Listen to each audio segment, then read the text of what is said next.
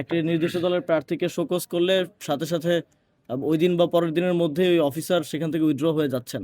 একটি দলকে হয়তো একটু বিশেষ সুবিধা দেয়া হচ্ছে। সবার ক্ষেত্রে নিরপেক্ষভাবে হওয়ার কথা ছিল। তারা অনেক ক্ষেত্রে ভোটারদেরকে ভয়ভীতি প্রদর্শন বা নির্দিষ্ট কোনো দলে ভোট দেওয়ার ক্ষেত্রে চাপ প্রয়োগ করছেন। এখন পর্যন্ত আমাদের দিক থেকে মূল প্রায়োরিটি ছিল যে একটা সুষ্ঠু এবং নিরপেক্ষ নির্বাচন আয়োজন করার জন্য নির্বাচন কমিশন এবং সরকারকে আমরা সর্বোচ্চ সহযোগিতা করব।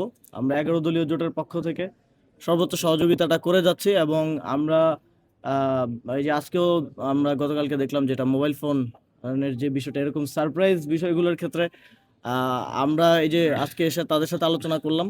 তবে কিছু কনসার্ন যেটা ইতিপূর্বে এহসান জোবায়ের ভাই বললেন যে প্রশাসনিক রদবদলের ক্ষেত্রে যেটা একটা স্বাভাবিক প্রক্রিয়ার মধ্য দিয়ে হওয়ার কথা ছিল, সবার ক্ষেত্রে নিরপেক্ষভাবে হওয়ার কথা ছিল, সেটা আমরা দেখছি যে একটি দলকে হয়তো একটু বিশেষ সুবিধা দেয়া হচ্ছে এবং সেটা আপনারা মাঠ পর্যায়েও দেখেছেন যে একটি নির্দিষ্ট দলের প্রার্থীকে শোকজ করলে সাথে সাথে ওই দিন বা পরের দিনের মধ্যে ওই অফিসার সেখান থেকে উইথড্র হয়ে যাচ্ছেন।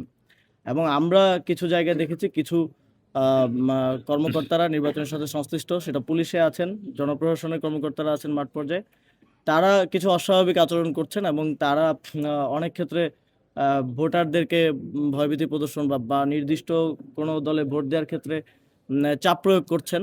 তো এবং বিভিন্ন ব্যবসায়ী গ্রুপকে তারা কল দিচ্ছেন, তারা কল দিয়ে প্রভাব বিস্তার করার চেষ্টা করছেন। তো তার প্রেক্ষিতে আমরা নির্বাচন কমিশনকে ইতিমধ্যে কিছু স্পেসিফিক অফিসারদের অপসারণ এবং পরিবর্তনের বিষয়ে বলেছি। এবং আমাদের আরেকটা অভিজ্ঞতা হয়েছে, সেটা হচ্ছে যখন আমাদের প্রার্থীরা বিভিন্ন অফিসারদের বিষয়ে অভিযোগ করেছেন লিখিতভাবে নির্বাচন কমিশনে, সেটার আর কোনো রিপ্লাই আসলে পাওয়া যাচ্ছে না।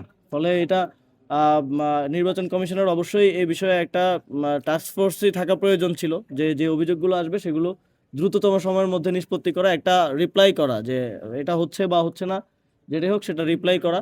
এবং আমরা দেখেছি যে নির্বাচন কমিশনের এক্ষেত্রে যারা পুলিশ প্রশাসন আছে, জনপ্রশাসন আছে, নির্বাচন কমিশনের জানার সুযোগ নেই যে কোন অফিসারের ব্যাকট্র্যাক বা ব্যাকগ্রাউন্ড কি। তো সেক্ষেত্রে জনপ্রশাসন এবং স্বরাষ্ট্র মন্ত্রণালয়ের সাথে সমন্বয়ের ভিত্তিতে এই বিষয়গুলোতে দ্রুত সিদ্ধান্ত আমরা প্রত্যাশা করেছিলাম, যেটা আমরা পাই নাই।